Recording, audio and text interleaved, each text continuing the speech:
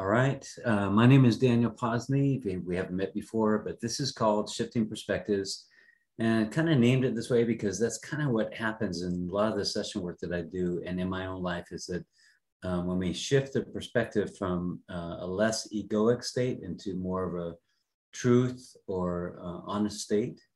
And that's kind of what really helps to heal and integrate traumas and misconceptions and distortions of reality and old beliefs and all that kind of stuff. It's just shifting perspective. And then it's something much different than looking through rose-colored glasses or spiritual bypass and stuff like that. It's not really, what's it called? Putting lipstick on a pig kind of thing, but it's really more seeing the truth of things. It's only the mind that distorts the reality into something that kind of fits what it wants. So today is about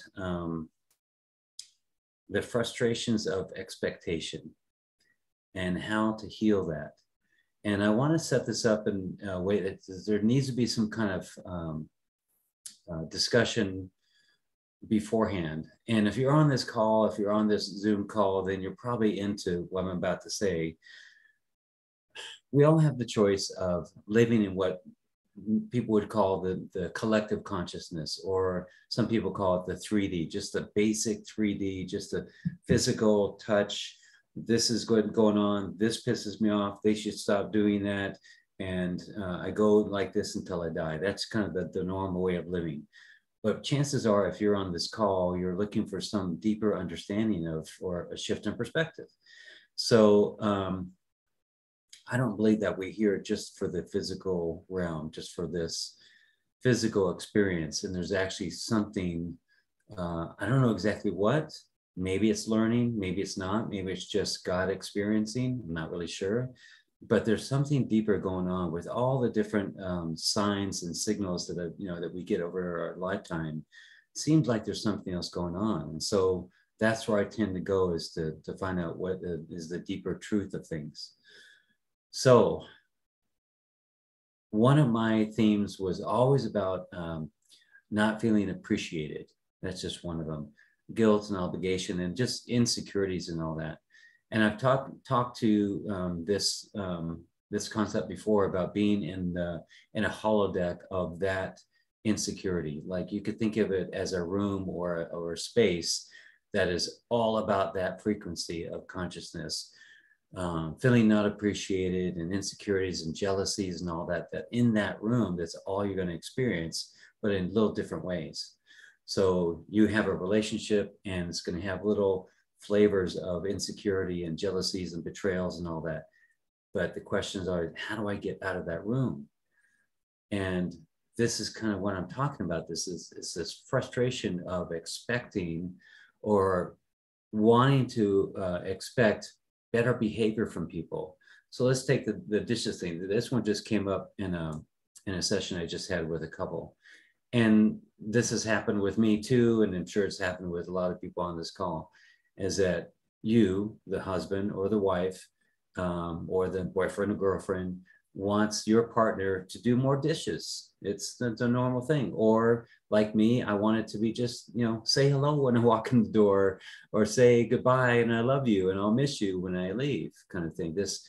God, it's just, is it too much to ask to have this expectation of, consideration kind of thing? And I have had that for a long time, of this, why can't people just be considerate kind of thing? And really what it was about is about just a little bit of validation. And it's perfectly fine. Like to want those things, to need those things, are perfectly normal behavior, until it starts being a pattern or a theme of frustration. Then you start going, well, why is this betrayal or this expectation that doesn't get fulfilled? Why does it keep on happening? And if you're kind of a doer person, you think, well, what can I do differently? There must be something wrong with me that I'm not doing so that I get this expectation. Should I ask for it more? And that could be a solution. That this wife that I was talking to, if I just asked my husband, hey, you need to do the dishes more. And I spoke to him about my own relationship. And my wife said, while we're sitting there, she said, could we be more conscious of leaving dirty dishes in the sink before we go to bed, that we would take care of those dishes before we went to bed. And when she said it that way, when she said, could we, what she was doing was she was acknowledging that she does it too, which kind of took the heat off of my, you know, potential trigger of, well, she's just blaming me for the dishes and she doesn't, you know, all this, like the thoughts start coming in, you know. So, but when she said it that way, it already kind of reduced the argument that my mind was starting to have. Wait a minute, you do this. So when she said it that way, that was a great way to say it. And my position is, I don't really want or need everyone to change for me. Because then I'm getting this thing, if I just demand or ask even everyone to change their behaviors, how am I evolving? What's really happening? Now I've set my conditions of my life into, everyone's got to fit into my mold of what's good and bad behavior. And it reminds me of the movie The Shack, where the guy was wanting some punishment to happen to his daughter's murderer. And it gets to be the message he was getting from Spirit was, so you want every single person to have everything fulfilled and what they need as their punishment for people. And it's like, well, who is God then? Who's running, you know, it's like everybody's playing God. Everyone's wanting their punishment for everyone. But where does that leave us? So it's kind of the extreme example, but what it kind of comes back to is that if I just demand everyone to do more dishes and acknowledge me in the way that makes me happy today, which may change tomorrow, and everyone's got to change who they are to satisfy my sliver of perception. And that's not really what I want. It's really what my egoic mind wants. My egoic mind says, yes, I'll take that. It's like, sometimes we even say that out of our mouth. We'll say, yeah, everyone should stop being an asshole. They should be nice to me and they should be considerate and everybody should be a nice person and we wouldn't have wars. But you know what? That's not really what we're here for. It's not really for everyone to line up into one way of thinking so that we're all the same being. You know, it's I've heard even the people that are in wars, some of them are actually happy. Some of those people are actually being fulfilled in the war. So to even stop the wars, that's not really going to solve the problem. But what if we allowed everyone to be as they are and we changed our reaction to those people? We looked inside of ourselves and said, okay, I want this person to change, but what am I really needing? So like the dishes thing, so that what happened with that session was she said, you know, I want him to do the dishes more. He's like, you know, I feel he's not considerate. And so we kind of did some Byron Katie, some work around it. We said, number one, is he really inconsiderate? And in that moment, you know, maybe she said, yes, he is inconsiderate. He should do the damn dishes. You know, I'm doing the dishes all the time and he's just not doing anything. So he could. So the next question is, are you 100% sure that this man is not considerate? Well, then it came to, well, he is considerate. He is very loving and he loves me, but in that moment, he's not considerate. But, answer the question, yes or no. Is he inconsiderate? No. It's kind of like a litigation, sort of like it's just really getting down to the truth. And then the next question is, well, how do you change when you feel he's being inconsiderate? And she says, I get angry. And then, of course, I can't stop there at just anger. What's underneath the anger? Well, I feel like I'm not worthy. Now you've got to the point. It's not just that it pisses you off, it's because it makes you feel like you're not worthy of someone doing something for you or to be considerate towards you, or they're not acknowledging that that they appreciate you or whatever the thing is. It always leads down to some little belief about something. And then the last question is, who would you be and who would he be if you didn't have that belief that he is inconsiderate? And then she's, I would be happy. I would be in love. I would be, loving my life. And then the next question, the next extra thing is, turn the turnaround and say, instead of he's inconsiderate, he is considerate.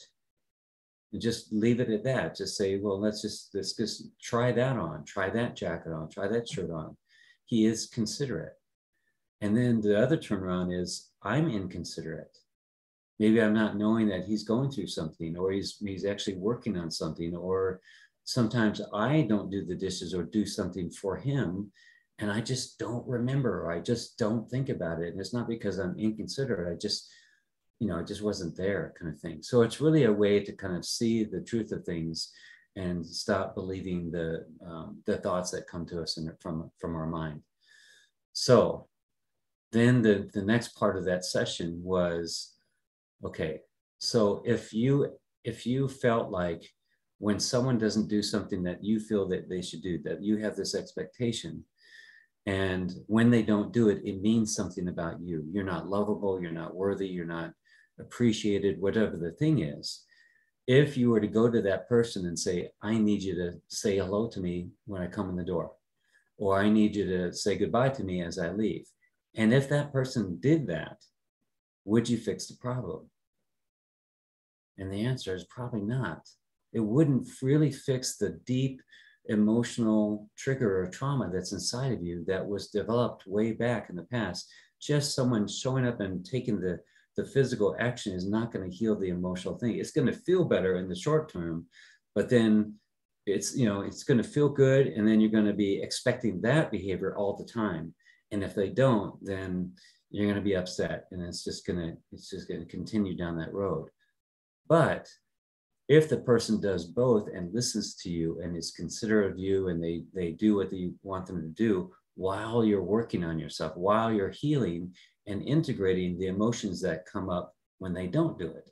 So isn't that to me, that's kind of the perfect thing is, yeah, we all want and need and love acknowledgement and consideration and validation. All those things are beautiful feelings. I love them. I love feeling validated and loved and appreciated in that.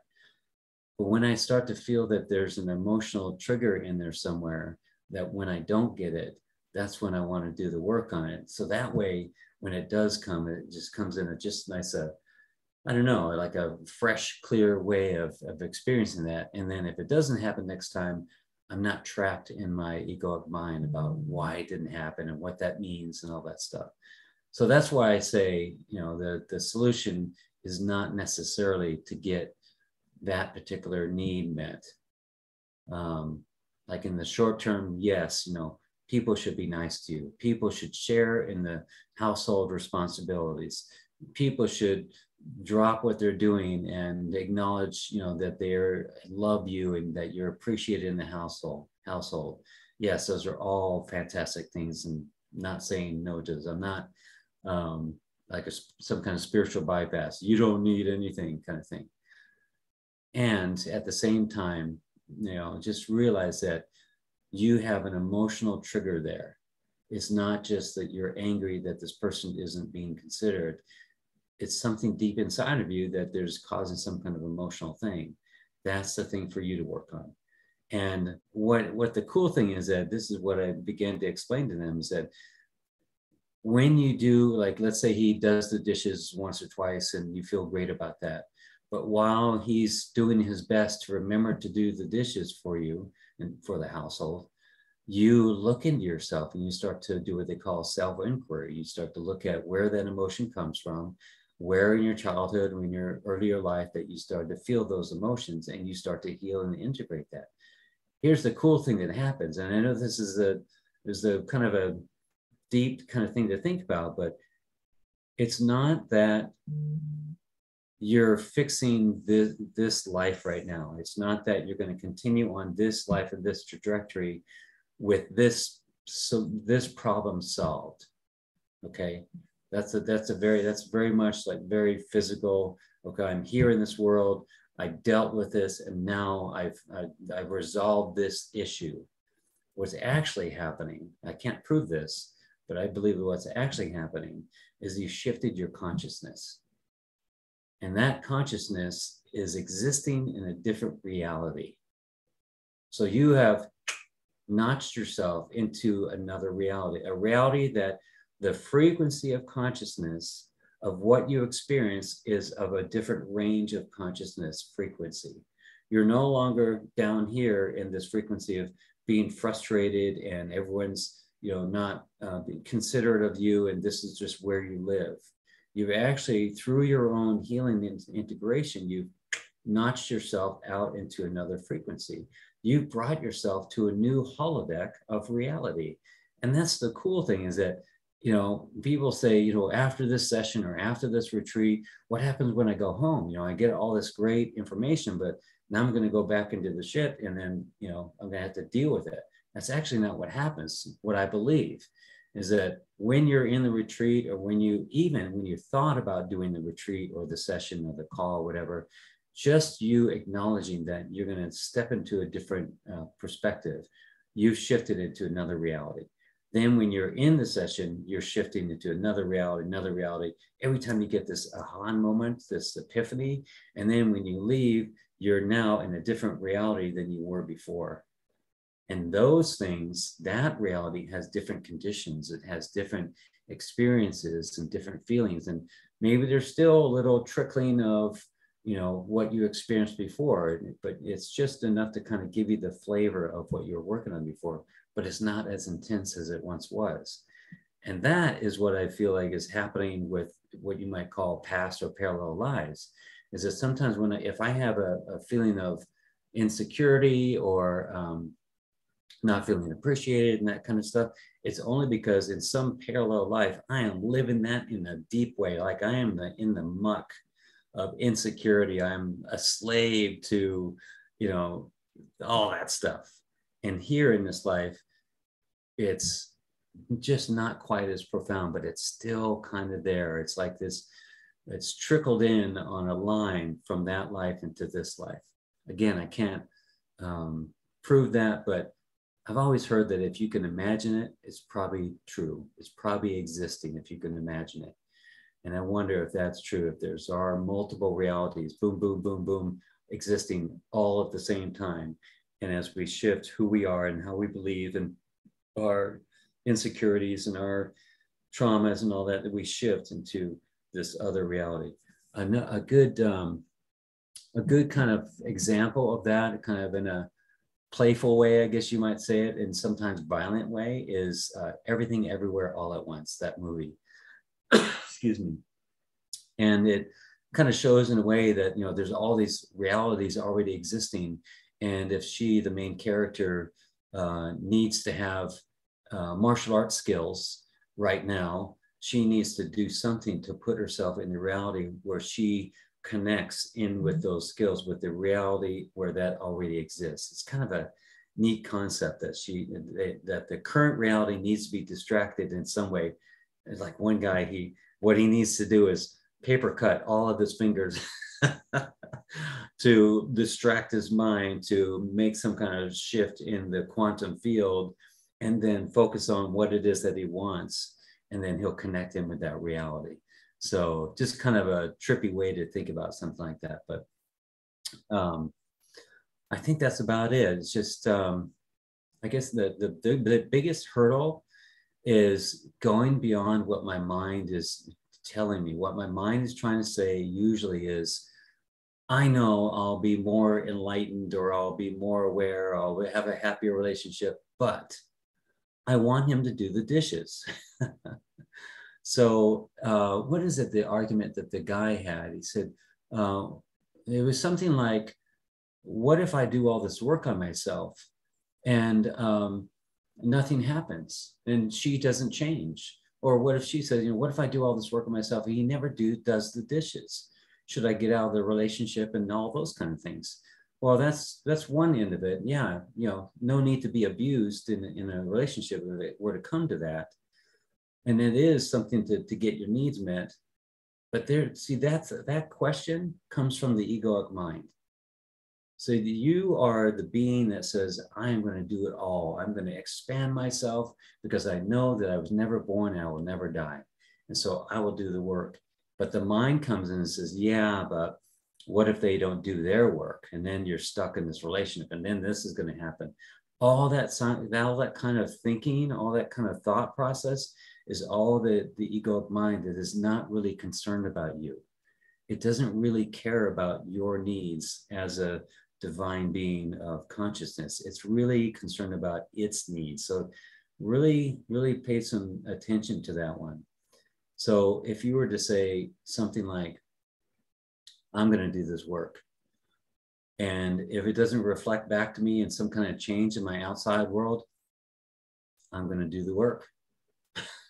If it gets worse in my reality that she doesn't do dishes even more, I'm going to do the work, because it causes me to know myself more, to know myself, to heal and integrate those little triggers that I've had in my life forever, probably.